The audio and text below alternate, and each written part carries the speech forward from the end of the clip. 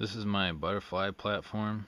As you can see, you got the peg hole right there. I got these mostly done. I just have a couple benches to put and a couple signs, and then these are the little pig holes themselves. You can see there's the steps, there's the sides, there's the little blockade so that people don't fall through up there. There's the little handrails.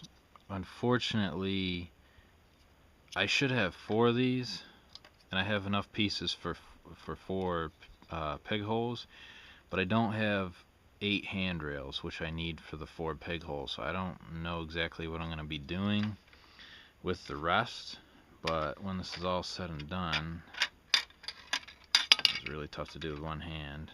These will just go up through here like this, and I'll have to cut a hole in the platform, and you'll be able to see at least down through the steps. If you look down at an angle, I think it'll be kind of tough to see these anyways, but I plan on drilling a hole through the roof right here and putting a little light so that you can actually see a light down into the little pig holes themselves. This right here, if you can see, is a crane kit, and I'll open this up. It's a kit for a working crane. This is about, oh, I have it upside down, of course. That's what it'll look like when it's finished, and I'll show you where that's going to go. This is where I'll be putting the crane. It'll fit over these 2 tracks. Down the middle there'll be a little road. The cars that'll come here will be gondolas full of steel, wheels, pretty much anything that needs to go to the Juniata engine shops to work on engines. So anything like flat cars with, I think there's even steam engine molds I can buy that'll be something to work on. I have a couple old engines that I can put in here to work on, but this is about where the crane will go. I also have another one over in the Pittsburgh area, except I don't actually have the crane for it. It just goes with the steel fabrication building. And while I'm over here, this is my signal. Right now I don't have it wired in. We don't have it wired up permanently. It's just set to sit there on red, but that's how it looks. It looks really nice. Green will be on top. We just have to wire it in once we get a couple parts, because right now we can't do anything about it. But to me that looks pretty cool. I have one there. I'm going to have one there behind that yard office, which is kind of tough to see. And I think I'm putting one in front of each tunnel, so you can see a tunnel right there. And in the back where the track goes underneath Horseshoe Curve, there will be a tunnel. So I'll have 4 or 5 signals here themselves. Obviously the little signals themselves, what I plan on doing is I want to get one of those 4-track bridges, and I want to clip these signals off right here and put these on the bridges, because I can get a set of 4 for 10 bucks, put them on the bridge, and I'll be able to make a bridge for 35 bucks, I think, because the bridge is about 25. But that'll be a real good deal, a real easy way to make a bridge. This is obviously more ballast I got done, and I think it looks pretty good. I did a little bit better of a job this time, where I got it over, or I got it between the ties much better. Over here I finished this last night, and then the yard isn't too bad either. There's some areas where I got to kind of chip out the ballast because it's kind of over these ties too much and it looks a little bad. But that's what I've been working on the last couple days. You can see the signal light way back there. Looks pretty good. I'll show you more of what I've done.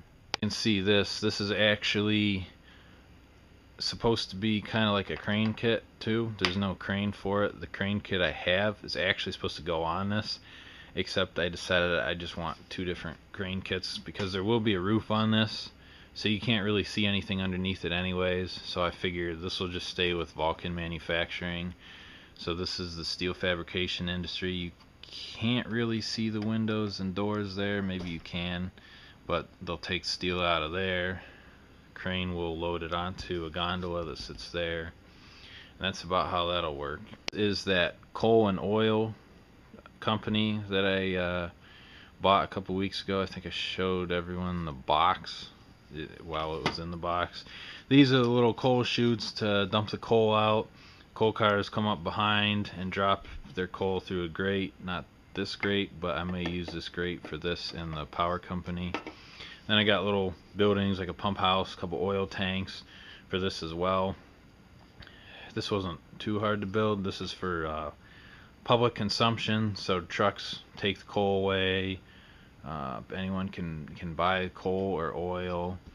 So I figured since I'm going to have a big coal mine up there on the mountain, I might as well have a couple different places to drop off coal, which would be here, the paper mill over in Altoona, the yard, oh, and the power company.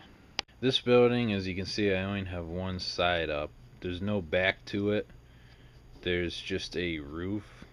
So what this will be is this will be kind of a background building. When I bought it, I kind of had an idea for it, and then when I bought United Trucking, it killed my idea for this, because I was going to use this as a railroad to road transfer building, but I'm not so sure I'm going to do that still. Either way, I'll find some use for it. This is my PRR block and interlocking station. This will be put in the area where I showed you the signal. The signal tower that's there will be moved down the line a little bit towards the build-up breakdown part of the layout.